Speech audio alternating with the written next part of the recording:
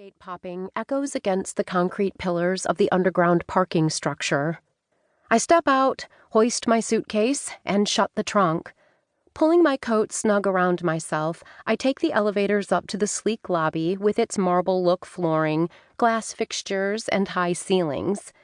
One expansive hallway out of the reception area attaches the hotel to the adjoining casino. The other leads to the tower of rooms overlooking the falls. I approach the welcome desk and mention my reservation was made for the Crown and Shield party.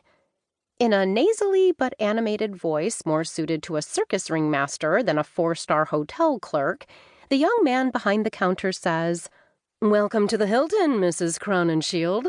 And where is your dashing groom?" Dashing groom?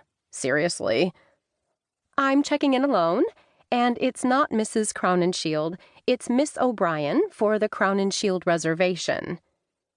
The hotel clerk, whose name tag reads Rhine, scrunches up his face, searches the computer monitor in front of him, and says, "Ah, yes, I see that here. So you're taking your honeymoon without your husband."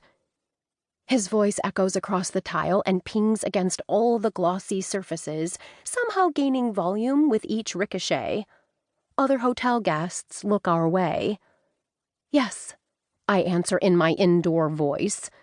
Okay, I grew up in Boston. We're not known for being demure as a rule, but I'm from the circle of families considered old money. We trace our roots to the Mayflower, which somehow means prestige. Though I don't know how descending from people who traveled over on a cramped ship and lived on corn and fish while dwelling in a drafty log cabin translates into a status symbol. But by my generation, our family name is synonymous with debutante balls, etiquette lessons, and a sense of propriety a mile long. I'm able to carry myself with decorum, even though I've never quite fit in with the whole high society scene. At all. I'm well-versed in mustering up an indoor voice that says, "Let's all be more self-contained, why don't we?" But bellboy McMegaphone isn't catching my drift at all. In an even louder volume, with an even more nasally tone to it, he presses on. "Do you still intend to stay in one of our king suites? Are you aware our suites can accommodate up to 5 people? "I am keeping our reservation as it was originally arranged," I answer, in a voice that would make a librarian beam with subdued pride. We're like dueling volumes, my soft answer to every one of Rhine's crescendos. And, as you can tell, I'm losing the duel with each exchange. "Alone?" Rhine blurts with confusion, but also maintaining his previous intensity. "On a honeymoon? Alone?" He scrunches his face as he asks, and I wonder if he's new to hospitality or merely unable to keep his thoughts from showing on his face like a jumbotron of judgment. "I am staying in a honeymoon suite, alone," I confirm, feeling my Diet Coke make its presence known. Why did I get an extra large before sitting through customs? Now I'm fidgeting like a toddler learning to potty train.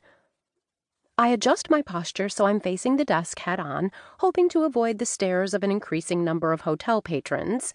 We're drawing a crowd. "Do you still want the champagne and chocolate-dipped strawberries? They are complimentary." I pause to let the guilt wash over me. Yes, I called off the wedding, but I am covering all the costs of this trip as well as the cancellation fees of any vendors. I straighten myself and say, "Yes, I want all aspects of the package we booked originally. Thank you." Though the thought of a bubbly beverage right now only increases my need to rush check-in and get to my room. Maybe there's a lobby restroom? My comprehensive answer apparently isn't good enough for Rhine. He proceeds to iterate every option we booked and waits for my response to each one. I try to picture arid deserts and take short breaths while I avoid making any sudden movements. Instead, my eyes land on the words Niagara Falls. Images of rushing water do not help my situation. I shift again, trying to be discreet. "Couples massage at our luxury spa on the 3rd floor?" Rhine asks.